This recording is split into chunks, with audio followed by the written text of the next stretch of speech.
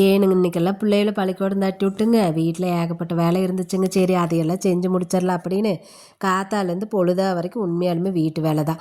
பாதி வேலை மட்டும்தான் இந்த வீடியோவில் இருக்குது. இது என்ன காத்தால செய்கிறதா ஊட்ட கூட்டி வாசு கூட்டி விளக்கு கழுவி அடுத்திட்டெல்லாம் தொடச்சி விட்டு போட்டு இதை செஞ்சது தான் இந்த வீடியோவில்.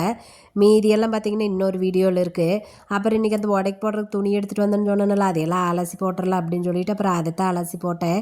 அண்ணனும் பேசுனாங்க, தினத்துக்கும் ஒரே நாளையில் இத்தனை வேலை செய்கிற, பாதி தான் அடுத்த நாள் செய்ய, அப்புறம் முடியலின்னு படுத்துக்குவேன் அப்படின்னு பேசினார். ஏன்னா நாம் நல்லா இருந்தோம்னாங்க இந்த வேலையெல்லாம் நம்மளுக்கு ஒரு பெரிய விஷயமே கிடையாதுங்க. கொஞ்சம் உடம்பு சரியில்லாத இருக்கிறேன்னா அதனால நம்மளால பொழுதா வரைக்கும்லாம் வேலை செஞ்சால் நம்ம பாடி தாங்காது, அப்புறம் பரலோகம் கிளம்ப வேண்டியது அந்தளவுக்கு தான் இருக்கிறோம். அதனால் சரின்ட்டு பேசினார். அப்புறம் நான் தான் இல்லைங்க செஞ்சிடலாம், நம்மளுக்கு என்னமோ இந்த வச்சு வச்சு செய்கிறதுனா பிடிக்கிறதில்ல. 2 நாளைக்கு விட்டுட்டு கூட செஞ்சிருவேன். ஆனால் பாதி வேலை செஞ்சுட்டு பாதி வேலையை இப்போ நிப்பாட்டுறதுன்னா நமக்கு பிடிக்கிறதில்ல. அதனால் இன்றைக்கி எல்லா வேலையும் செஞ்சு போட்டு அப்புறம் உஷாப்பான்னு ரெஸ்ட் எடுத்தாச்சு. ஏன்னா நம்மளுக்கு கடையில் வேலை கிடக்குதுங்க. அப்புறம் சும்மா என்ன வீட்டு வேலை செஞ்சுட்டு உட்காந்துட்டு இருக்கிற நிலைமையிலே நாம் இருக்கிறோம். அப்புறம் இதையவே பார்த்துக்கிட்டு இருந்தால் கடை வேலை யார் செய்கிறது? அதனால தான் இன்றைக்கெல்லாம் செஞ்சுட்டு இருந்தேன். அப்புறம் இப்போ ஒரு விஷயம் சொல்கிறேங்க, இந்த பொம்பளைங்களுக்கு தான் மெயினாக.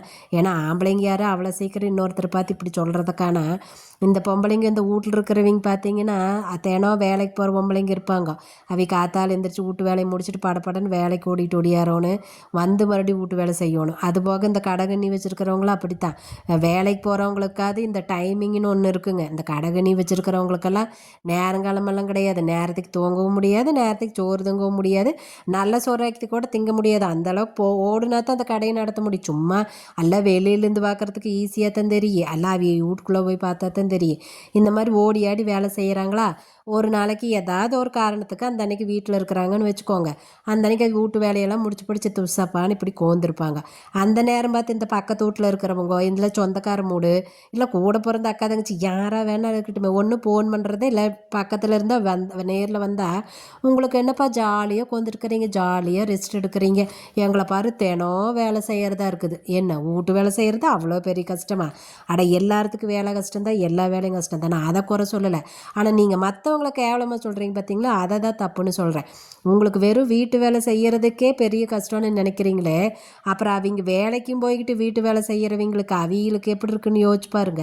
அவங்க வீட்டில் இருக்கிறாங்க அப்படின்னா, ஏப்பா இன்னைக்கு லீவா, சரி இன்றைக்கெல்லாம் ரெஸ்ட் எடுங்க சித்த, என்ன இருந்தால் தினம் தான் வேலைக்கு போகிறோம், ஒரு நாளைக்காவது ரெஸ்ட் வேணுமில்ல, சரி ரெஸ்ட் எடுங்க அப்படின்னு சொன்னால் கூட ஒரு நியாயமங்களா?